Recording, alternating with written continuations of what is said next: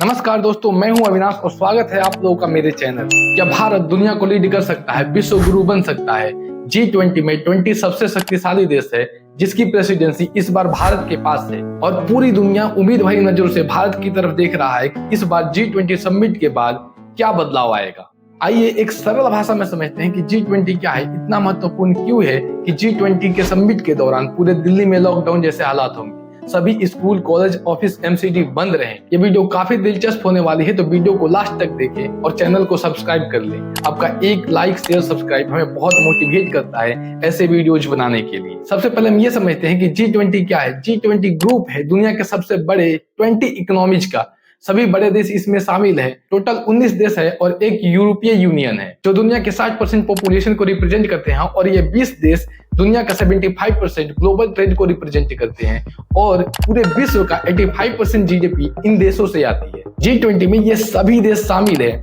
आप इनका नाम स्क्रीन पर देख सकते हैं। G20 का अपने आप में कोई एडमिनिस्ट्रेटिव ऑफिस नहीं होता, तो एक ट्रोइका बनाया जाता है 3 देशों का, जिसमें पास्ट, प्रेजेंट और फ्यूचर प्रेसिडेंसी कंट्रीज होती है। ट्रोइका शब्द एक ट्रेडिशनल रशियन गाड़ी का है जिसमें 3 घोड़ों का इस्तेमाल किया जाता है। तो इस साल का ट्रोइका बना है प्रेजेंट में भारत, पास्ट में इंडोनेशिया और फ्यूचर में ब्राजील। मतलब 2022 का प्रेसिडेंसी इंडोनेशिया के पास था और 2024 का प्रेसिडेंसी ब्राजील के पास हो। यह प्रेसिडेंसी एक रोटेशनल बेसिस पे काम करता है, तो इसे पाना कोई बड़ी बात नहीं होती, बल्कि यह G20 के पार्ट ऑफ द प्रोसेस है। लेकिन हाँ, प्रेसिडेंसी मिलने के बाद इसका आप यूज कैसे कर रहे हैं, अपने देश को कैसे रिप्रेजेंट कर रहे हैं, यह एक बहुत बड़ी बात होती है। भारत दिसंबर 2022 से नवंबर 2023 तक G20 का प्रेसिडेंट रहेगा और इस बार G20 का थीम है वसुधैव कुटुंबकम, one earth, one family, one future. आइए समझते हैं कि दुनिया को G20 की जरूरत क्यों पड़ी। G20 से पहले इन देशों का एक ग्रुप हुआ करता था जिसे G7 कहा जाता था।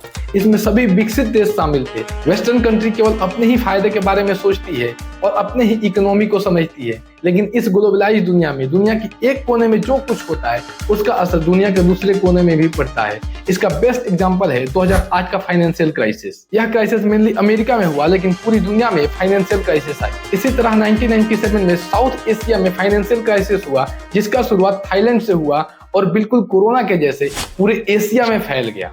तब जाकर के डेवलप कंट्री को यह बात समझ में आई कि फाइनेंशियल स्टेबिलिटी के लिए डेवलप कंट्री के साथ साथ डेवलपिंग कंट्री को भी साथ में रखना जरूरी है, और इसलिए 1999 में G7 की तरह G20 का स्थापना हुआ। लेकिन केवल 2008 के फाइनेंशियल क्राइसिस के बाद ही इसे सभी देश ने गंभीरता से लेना शुरू किया और इसके बाद सभी देश गंभीरता से मिलने लगे और हर टॉपिक पे हेल्दी डिस्कशन करने लगे। चैप्टर 2, G20 कैसे काम करता है। G20 में मेनली 2 ट्रैक होते हैं, शेरपा ट्रैक और फाइनेंशियल ट्रैक। अगर आप पहाड़ों में गए हैं तो आपको शेरपा के बारे में पता होगा, वो आपको मार्गदर्शन का काम करते हैं। शेरपा ट्रैक को शेरपा ही लीड करते हैं। हर देश का अपना अपना शेरपा होता है। इंडिया के शेरपा अमिताभ कांत है। ये सोशियो इकोनॉमिक इश्यूज डिस्कस करते हैं, जैसे agriculture, anti corruption, climate change, digital economy, education, employment, energy, environment, health, tourism, trade and investment. इस शेरपा ग्रुप के बहुत सारे वर्किंग ग्रुप बनाए गए हैं जो आप स्क्रीन पे देख पा रहे हैं। फाइनेंस ट्रैक को फाइनेंस मिनिस्टर और सेंट्रल बैंक गवर्नर लीड करते हैं, जो बहुत सारे पॉलिसीज को डिस्कस करते हैं, जैसा कि global economy, infrastructure, financial regulation, financial inclusion, international financial architect और इंटरनेशनल टैक्सेशन। इस फाइनेंस ग्रुप में बहुत सारे वर्किंग ग्रुप बनाए गए हैं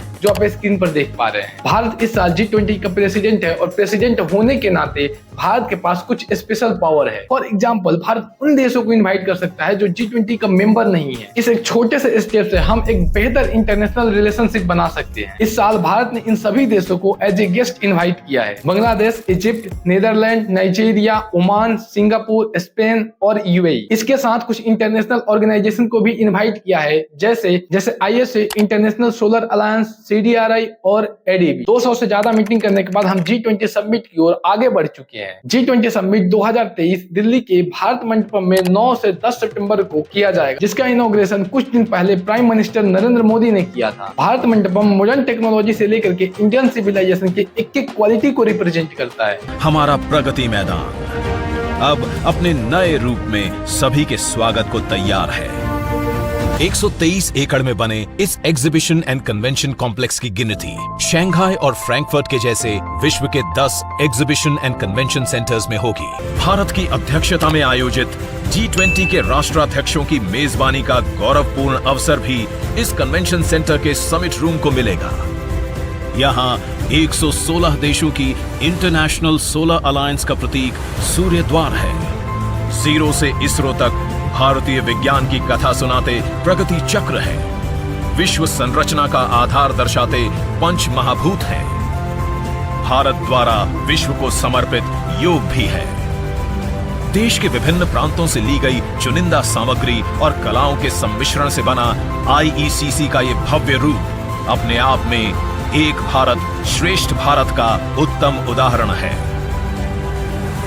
एक तरफ जहां इस सेंटर में बड़े इंटरनेशनल इवेंट्स होंगे, वहीं हमारे देश के छोटे उद्यमी, अन्नदाता और कारीगरों द्वारा वोकल फॉर लोकल का ये मंच भी होगा। ये सही मौका है इंडिया के पास लोकल फॉर वोकल को प्रमोट करने के लिए, अपने स्ट्रेंथ और स्किल को रिप्रेजेंट करने के लिए। इंडिया 5th लार्जेस्ट इकोनॉमी होने के साथ साथ विश्व के किसी भी देश से किसी भी मुद्दे पे बात करने की पोजीशन में है। इंडिया ग्लोबल साउथ का लीडर बनके अब सामने आ रहा है। सब भारत की सफलता का चर्चा दुनिया के कोने कोने में हो रही है। चंद्रयान 3 का सक्सेस हर इंडियन के लिए प्राउड का मोमेंट बन गया है। वहीं मिशन आदित्य L1 सूर्य की ओर निकल पड़ा है। हम बहुत समय से जिद लगा रहे थे कि अपना टाइम आएगा, अपना टाइम आएगा, तो आ गया अपना टाइम।